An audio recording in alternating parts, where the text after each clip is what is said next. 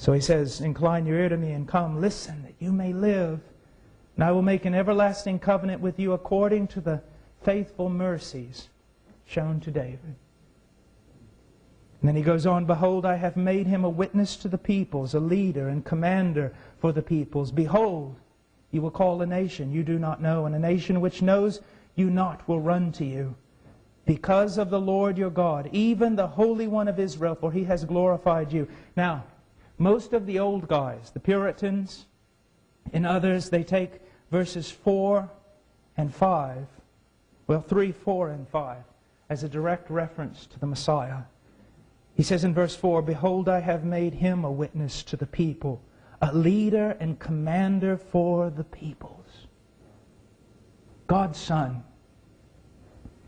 according to the foreordained plan of God, according to His own willing heart, and His desire to get glory for His Father, and for His Father's desire to get glory for His Son, to do a work almost unspeakable, became a man, and lived a perfect life as a man, and went to a tree, and on that tree stood, as John Gill will always say, in the law place of His people. He carried their guilt, and He was crushed.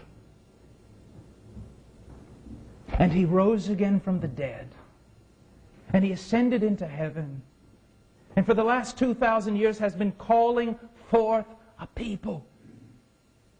Why? He had thousands of worlds. He had angels without number. He had heavens upon heavens, so why would He do this? What you need to understand is this. There is a real sense in which Christ died for men, but there is another real sense in which Christ died for Christ. Christ died for God. Everything that has ever been, from the creation of the world to the fall of Adam,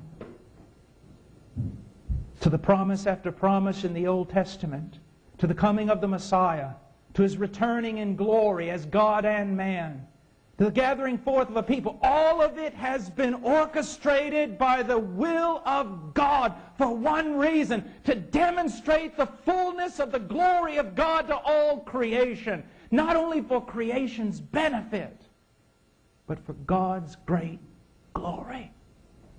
In dying on that tree, God honored the Son honored His Father in raising Him from the dead and making Him a witness to the people and a leader. God has honored His Son.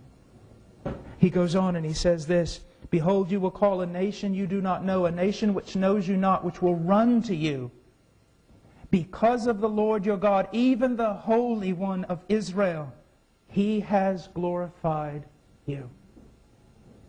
God has taken His Messiah, His Christ, and He has set Him up as a witness to the people. And God is calling forth a people with one special purpose: to give that people to His Son. You see, this changes missions like you cannot believe. Any of you want to be missionaries, then listen very, very close. This changes everything about missions. You see, sometimes I'll go to young missionaries and I'll say this. I say, have you ever spent a night without sleep because you're praying for the particular nation you feel called to? Have you ever passed a night without any rest in your heart because of the lostness of the men in the nation where you are going? And almost every one of them has said, well, yes. But then I ask them this: have you ever passed a sleepless night because there are places on this earth where Christ is not honored as Christ should be honored? Do we go? Do we preach for the sake of men? Yes. But never forget, our relationship to men is always secondary. We preach and we go and we do and we work and we labor primarily for God.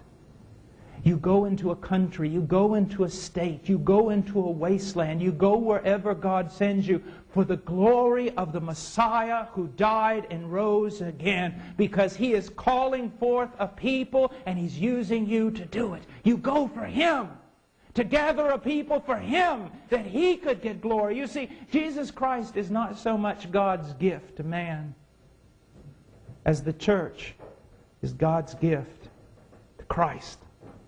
So when we don't go for men.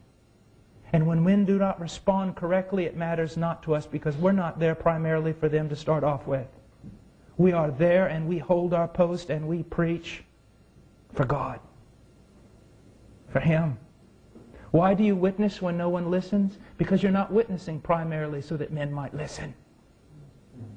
You're witnessing for Him, to speak forth His glory, to speak for His honor,